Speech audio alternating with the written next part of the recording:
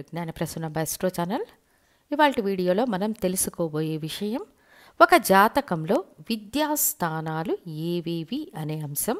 సహజంగానే జాతకంలో విద్యను గురించి తెలుసుకోవడానికి కొన్ని స్థానాలు ఉన్నాయి. అవి ఏ ఏ స్థానాలు, ఈ స్థానాధిపతులు బలంగా ఉంటే మనం ఏ స్థాయిలో ఉన్నత చదువులు చదవగలం, ఆ విద్య ద్వారా జీవితాన్ని ఎంతవరకు మెరుగుపరుచుకోవచ్చు అనే విషయాన్ని ఇప్పుడు తెలుసుకుందాము. ఒక వ్యక్తిని ఉన్నత స్థితికి చేర్చగలిగేది విద్య ఒక్కటే అని చెప్పవచ్చు. విద్య ద్వారా మనిషి పరిపక్వత చెందుతాడు. మంచి చెడుల మధ్య తేడాను గుర్తించే జ్ఞానాన్ని పొందుతాడు. తన జీవితంలో పైకి రావడానికి సహాయపడే అతిపెద్ద ఆయుధం విద్య అనేది వాస్తవం.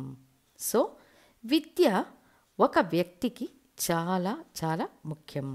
ఇక జ్యోతిష శాస్త్రంలో విద్యను సూచించే స్థానాలు 2వ స్థానం, 4వ స్థానం, 5వ స్థానం, 9వ స్థానం మరియు 11వ స్థానం.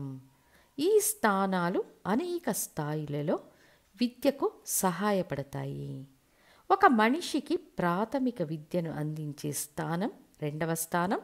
విద్యను సూచించే గ్రహాలు అంటే గురువు, బుధుడు. ఒక జాతకంలో గురువు, బుధుడు బాగుంటే విద్యకు సంబంధించిన అడ్డంకులను ఎదుర్కొనే అవకాశాలు తక్కువగా ఉంటాయి. ఇందులో గురు భగవానుడు ఒక విషయాన్ని క్షుణ్ణంగా అధ్యయనం చేసి నేర్చుకునేవాడు. బుధ భగవానుడు అనుభవ విజ్ఞానం ద్వారా అనేక విషయాలను నేర్చుకునేవాడు. ఒక వ్యక్తి డిప్లొమా చదివి ఉంటాడు, కానీ ఒక ఇంజనీరుకు మించి తెలివితేటలు ఉంటాయి. ఇది బుధుడి యొక్క స్వభావం. ఇక ఇతరుల మార్గాల్లో వెళ్ళి తనను తాను నిరూపించుకునే గ్రహం గురువు. సో గురువు, బుధుడు విద్యకు కారక గ్రహాలు. వీరి స్థానాలు విద్యా సంస్థల్లో ముఖ్య పాత్ర పోషిస్తాయని చెప్పవచ్చు. తర్వాత 2వ స్థానం ప్రాథమిక విద్యను సూచించే స్థానం, అంటే 10th వరకు సంబంధించిన విద్యను సూచిస్తుంది. మరియు 4వ స్థానం అంటే 10th తర్వాత డిగ్రీ వరకు లేదా డిప్లొమా, పాలిటెక్నిక్ కోర్సులను సూచిస్తుంది. 5వ స్థానం అనేది డిగ్రీ పైన చదివే మరొక డిగ్రీని సూచిస్తుంది. బీఎస్సీ పూర్తి చేసి తర్వాత ఎంఎస్సీ పూర్తి చేశాం అంటారు కదా, ఆ విధమైన వ్యవస్థగా చెప్పవచ్చు. ప్రాథమిక విద్య 2వ స్థానం, ఉన్నత విద్య 4వ స్థానం, పోస్ట్ గ్రాడ్యుయేషన్ అంటే 5వ స్థానంగా తీసుకోవాలి. ఇవి రెగ్యులర్గా కాలేజీకి వెళ్ళి చదివే ప్రదేశాలు. దీనిపై కంటే కొంతమంది నెక్స్ట్ లెవెల్ విద్యలను చదువుకోవడానికి వెళతారు. దీనికి 9వ స్థానం, 11వ స్థానం మద్దతునిస్తాయి.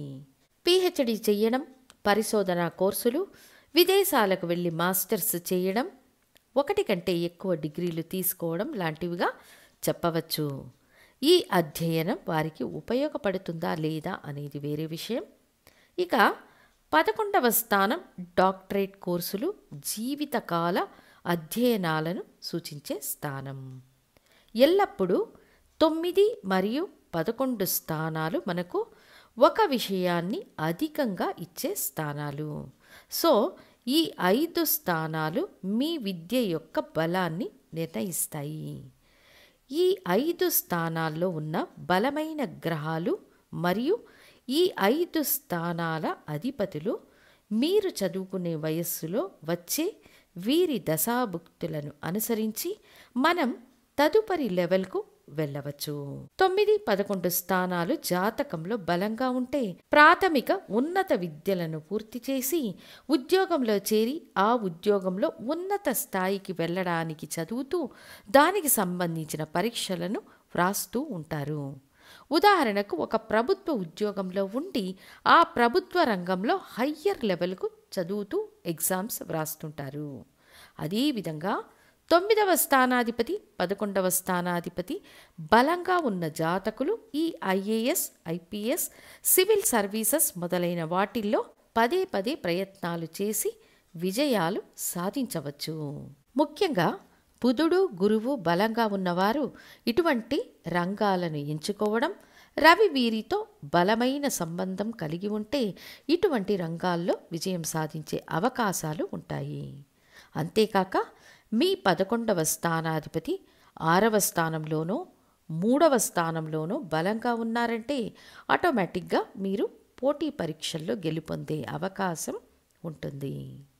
సో విద్యకు 2, 4, 5, 9, 11 అనే ఈ 5 స్థానాలు విద్యకు కారక గ్రహాలైన గురువు బుధుడు నాయకత్వం వహిస్తారు. ఇంకా ఉన్నత విద్యను పొందడం, అధికార స్థానాల కోసం విద్యను అభ్యసించడం, 1 కంటే ఎక్కువ డిగ్రీలను పొందేందుకు 9, 11 స్థానాలు మరింత సహాయకారిగా ఉంటాయి. ఒకవేళ ఈ స్థానాలలో పాపగ్రహాలు అమరి ఉన్నా లేదా ఆ స్థానాధిపతులు పాపగ్రహాలతో కలిసి ఉన్నా ఆ విద్య ప్రయోజనం లేని విద్యగా మారిపోతుంది. ఎంతోమంది డాక్టర్ విద్యను అభ్యసించి సినిమా ఫీల్డ్లో సక్సెస్ అయిన వాళ్ళు ఉన్నారు. అప్పుడు ఇందులో వృత్తులు మార్చే నిబంధనలు కూడా ఉంటాయి.